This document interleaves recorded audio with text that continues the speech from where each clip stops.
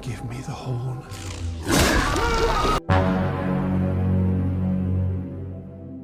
Cerita dimulai di sebuah lokasi saat seorang pria bernama Elliot dan putrinya yang bernama Ridley tampak bersiap turun dari pesawat. Elliot adalah seorang pengacara yang cukup sukses di bidangnya. Namun, keberhasilannya dalam karir tidak sejalan dengan hubungannya bersama sang anak. Terlihat jelas bahwa hubungan antara ayah dan anak ini terasa renggang dan tidak hangat.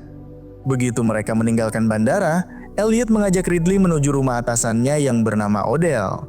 Dalam perjalanan melintasi kawasan perbukitan, Elliot sempat meminta Ridley untuk menaikkan jendela mobil karena ia memiliki alergi terhadap debu.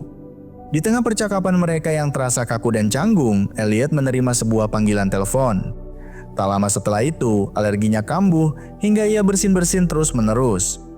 Keadaan ini membuatnya kehilangan fokus saat mengemudi, dan tanpa sengaja, mobil mereka menabrak sesuatu di jalan. Saat turun untuk memeriksa, mereka mendapati bahwa yang tertabrak bukan hewan biasa, melainkan seekor unicorn, makhluk legendaris yang selama ini hanya dikenal lewat cerita dongeng. Dalam rasa penasaran, Ridley menyentuh tanduk unicorn tersebut, yang secara mengejutkan mulai memancarkan cahaya. Dan pada saat itu juga, sesuatu yang aneh terjadi. Ridley tampak seperti terbawa masuk ke dalam dunia lain. Melihat putrinya menunjukkan reaksi yang tidak wajar seolah kerasukan, Elliot yang panik berusaha menghentikan apapun yang sedang terjadi dengan cara memukuli kepala unicorn hingga akhirnya makhluk itu mati. Mereka pun melanjutkan perjalanan dan tiba di rumah Odell dengan tubuh unicorn yang sudah tak bernyawa disembunyikan di dalam mobil. Di sana, mereka disambut oleh istri Odell yang bernama Belinda, serta putra mereka yang bernama Shepard. Odell sendiri ternyata tengah berjuang melawan penyakit kanker dan kondisinya semakin memburuk. Kedatangan Elliot rupanya bukan sekadar kunjungan biasa.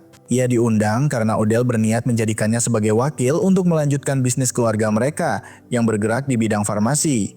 Sementara itu, Ridley yang merasa terguncang pergi ke kamar mandi untuk menenangkan diri. Tanpa disangka, saat membasuh wajah dengan kain yang sebelumnya digunakan untuk membersihkan darah unicorn, ia mulai merasakan sesuatu yang tidak biasa terjadi pada dirinya. Bekas jerawat di wajahnya tiba-tiba lenyap begitu saja. Kejadian serupa juga dialami Elliot. Ketika ia tengah berbicara dengan keluarga Odell dan membaca beberapa dokumen, ia menyadari bahwa penglihatannya yang sebelumnya rabun mendadak menjadi normal kembali. Ternyata, baik Elliot maupun Ridley sempat terkena cipratan darah dari unicorn yang mereka tabrak. Darah itulah yang tampaknya memiliki kekuatan luar biasa, membawa efek penyembuhan yang ajaib. Menyadari ada sesuatu yang tidak beres, Ridley mencoba meyakinkan ayahnya agar mereka fokus dulu menyelesaikan persoalan terkait unicorn tersebut. Namun sebelum mereka sempat memutuskan langkah apa yang harus diambil, tiba-tiba terdengar kegaduhan dari dalam mobil. Unicorn itu memberontak.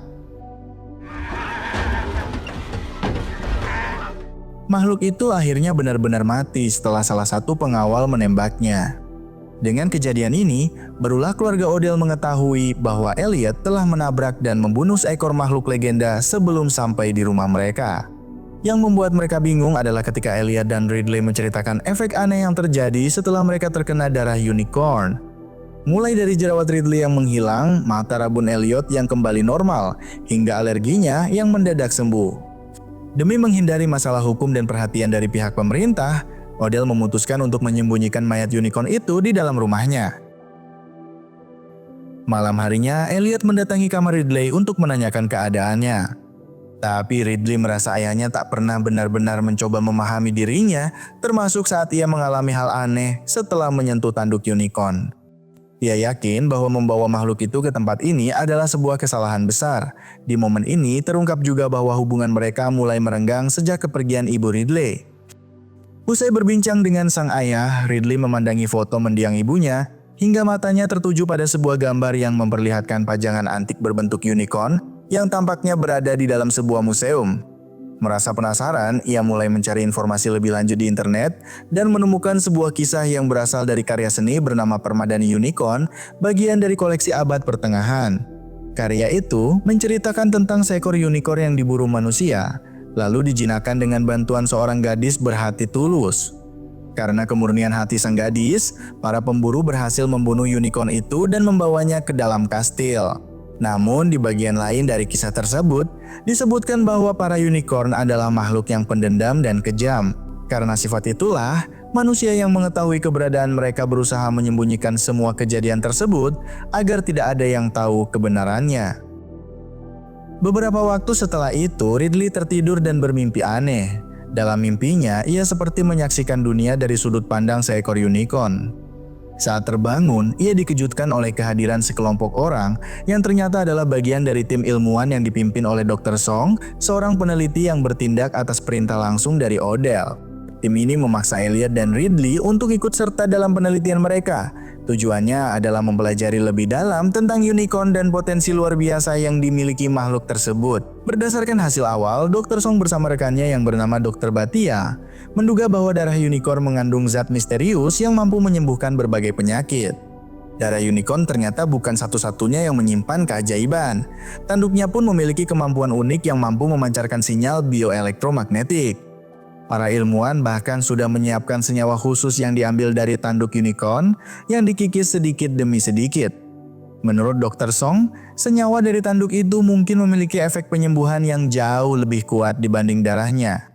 Tak butuh waktu lama, para ilmuwan mulai menciptakan ramuan dari ekstrak tanduk tersebut yang kemudian dicampurkan ke dalam cairan infus milik Odell. Beberapa waktu setelahnya, terjadi sesuatu yang luar biasa.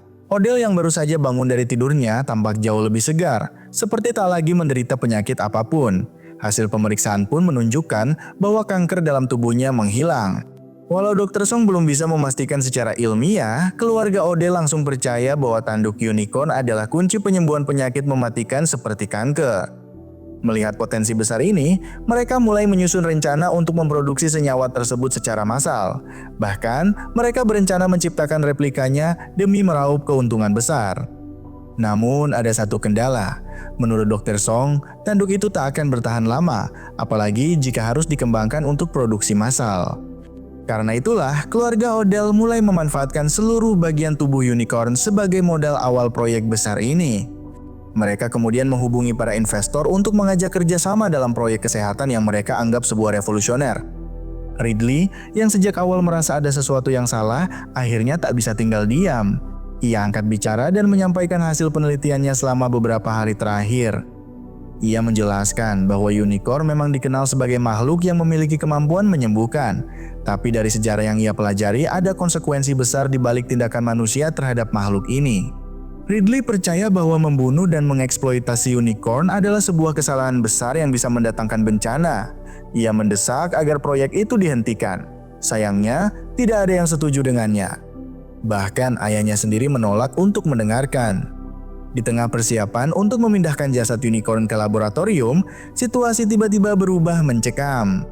Seekor unicorn dewasa muncul entah dari mana, lalu menyerang Dr. Song yang saat itu sedang membawa tubuh unicorn kecil. Serangan itu menewaskan Dr. Song seketika. Kekacauan pun terjadi. Para penjaga keamanan yang mencoba melawan dibantai satu persatu dengan brutal. Ridley yang ketakutan berlari dan bersembunyi di sebuah kandang di area rumah Odell. Anehnya, saat unicorn itu menemukannya, makhluk tersebut perlahan berubah menjadi lebih tenang. Tapi keadaan itu tak bertahan lama karena salah satu penjaga berhasil menembaknya, membuat unicorn terluka dan melarikan diri ke dalam hutan. Setelah keadaan sedikit membaik, semua orang berkumpul untuk membahas kejadian mengerikan itu. Ridley mengungkapkan bahwa sejak pertama kali menyentuh tanduk unicorn, ia merasa telah terhubung dengan makhluk tersebut. Dari situlah muncul keyakinan bahwa unicorn yang menyerang tadi adalah induk dari unicorn kecil yang mereka bunuh. Ridley kembali mencoba membujuk keluarga Odell agar berhenti mengeksploitasi tubuh unicorn. Ia berharap induk unicorn diberi kesempatan untuk membawa jasad anaknya dan pergi, demi menghindari malapetaka yang lebih besar. Tapi lagi-lagi keluarga Odell menolaknya mentah-mentah. Mereka berdalih bahwa yang mereka lakukan adalah kewajiban moral demi umat manusia. Padahal sesungguhnya mereka hanya mengejar keuntungan semata. Dan seperti sudah diduga, keputusan keliru kembali dibuat. Elliot diminta untuk ikut dalam tim pemburu yang dipimpin langsung oleh Odell. Mereka punya satu misi, menemukan dan membunuh induk unicorn. Sebelum keberangkatan, Ridley sempat memohon pada ayahnya untuk tidak ikut. Tapi Elliot tetap pergi, karena baginya ini adalah satu-satunya jalan untuk mengamankan masa depan mereka. Sementara itu, Shepard menemui Dr. Batia yang masih terpukul atas kematian Dr. Song. Ia berusaha membujuk Batia untuk melanjutkan pengembangan senyawa dari tanduk unicorn sebagai bentuk penghormatan bagi Song. Diam-diam, Shepard mengambil satu tabung senyawa dan membawanya ke kamarnya. Di sana, ia menghisap seluruh isinya. Di tempat lain, Ridley yang tengah merenung menemukan sesuatu dalam catatan penelitiannya. Ia membaca legenda yang menyebut bahwa unicorn punya kemampuan untuk menyembuhkan diri sendiri bahkan bisa bangkit dari kematian. Itulah sebabnya unicorn kecil sempat hidup kembali sebelum akhirnya ditembak. Ridley pun mulai percaya bahwa unicorn yang terluka di hutan kemungkinan besar telah pulih. Dan jika mereka tidak berhati-hati, bencana bisa datang kapan saja.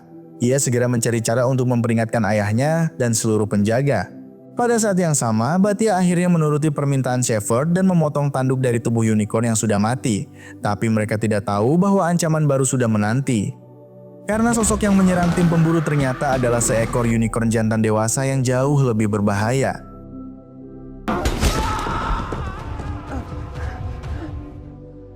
Hal mengejutkan terjadi ketika Elliot dan Odell akhirnya kembali ke rumah. Di sana, mereka menyaksikan pemandangan mengerikan.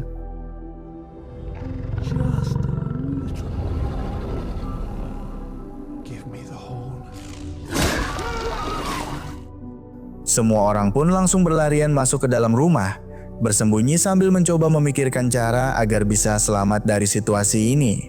Ridley yang mulai panik tiba-tiba terpikir sebuah ide. Ia yakin satu-satunya jalan keluar adalah mengembalikan jasad anak unicorn kepada kedua induknya. Tapi sebelum rencana itu bisa dijalankan, listrik tiba-tiba padam. Lampu mati dan pintu gerbang otomatis yang menjadi satu-satunya jalan keluar ikut terkunci. Di tengah kekacauan itu, keputusan sepihak diambil. Belinda dan Shepard menyuruh salah satu pembantu rumah tangga yang bernama Griffin untuk membuka gerbang secara manual. Sementara itu, Elliot dan Batia ditugaskan membawa jasad anak unicorn keluar. Saat proses berlangsung, Batia justru mengambil inisiatif sendiri. Bersama Griffin yang sudah berhasil membuka pintu, Batia mencoba mengembalikan jasad unicorn secara langsung kepada induknya. Tapi ketika hendak berlari menuju gerbang, kedua induk unicorn tiba-tiba menyerangnya dengan brutal hingga Batia tewas di tempat.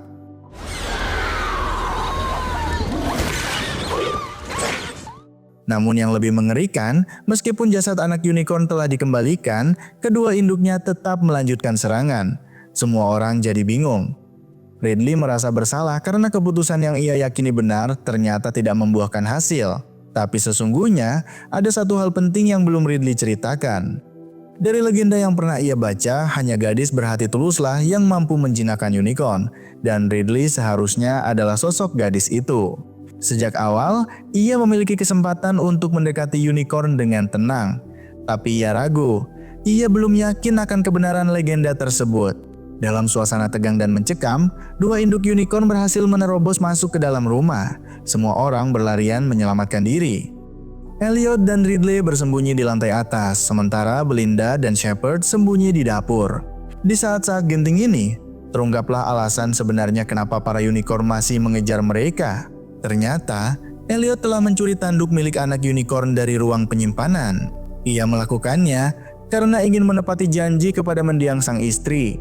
Janji bahwa ia akan selalu menjaga putrinya dan memastikan masa depan mereka terjamin. Namun tindakan itu justru menjadi bumerang. Demi janji itu, Elliot malah menjadi egois dan melupakan keinginan sederhana Ridley. Hidup tenang dan bahagia tanpa kekacauan. Sementara di dapur, Belinda dan Shepard berdiskusi. Mereka berniat menangkap para unicorn dan memaksanya berkembang biak. Shepard yakin bisa melakukan itu karena merasa seperti mendapatkan pengetahuan khusus setelah mengonsumsi serbuk dari tanduk unicorn. Tapi sebelum rencana itu terwujud, salah satu induk unicorn muncul dan langsung menusuk tubuh Belinda sampai tewas. Di sisi lain, Elliot diam-diam berhasil memancing seekor unicorn jantan agar Ridley bisa kabur dari persembunyian. Tapi begitu di luar, Ridley justru ditangkap oleh Shepard. Dengan panah di tangan, ia berniat menjadikan Ridley sebagai umpan. Namun sesuatu yang ajaib terjadi. Saat unicorn jantan muncul dan mendekati Ridley, makhluk itu justru menjadi jinak. lalu berbaring di dekatnya dengan tenang. Melihat ini, Shepard buru-buru mengikat kaki unicorn tersebut. Tak lama berselang, Elliot muncul sambil menggiring unicorn betina. Ia menggunakan tanduk anak unicorn sebagai alat untuk memancingnya. Sama seperti sebelumnya, unicorn betina juga berubah jinak begitu melihat Ridley, lalu ikut berbaring di dekatnya. Momen haru itu ternyata membuka mata Elliot. Melihat bagaimana Shepard mencoba memanfaatkan keadaan demi keuntungan, Elliot sadar bahwa ia tak bisa lagi membiarkan keluarga Odell terus berbuat semaunya.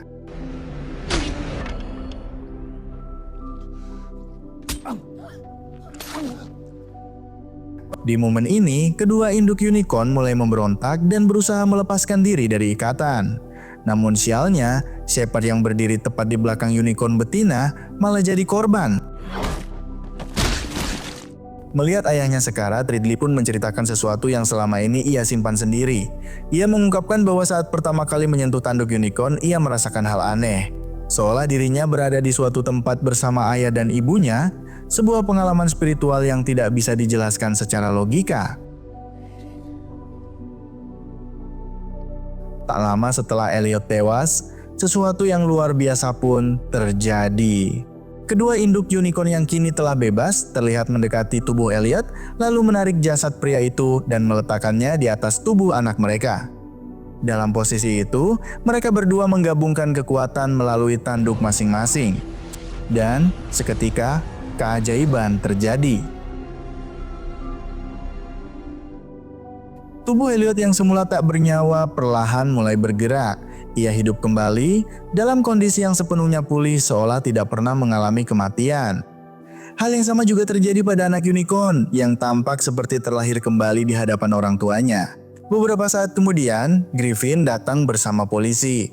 Tanpa banyak tanya, mereka langsung membawa Elliot dan Ridley ke kantor polisi untuk diperiksa. Masalahnya, tanpa bukti keberadaan unicorn, bisa-bisa mereka berdua dianggap sebagai pelaku pembunuhan atau pencipta kekacauan.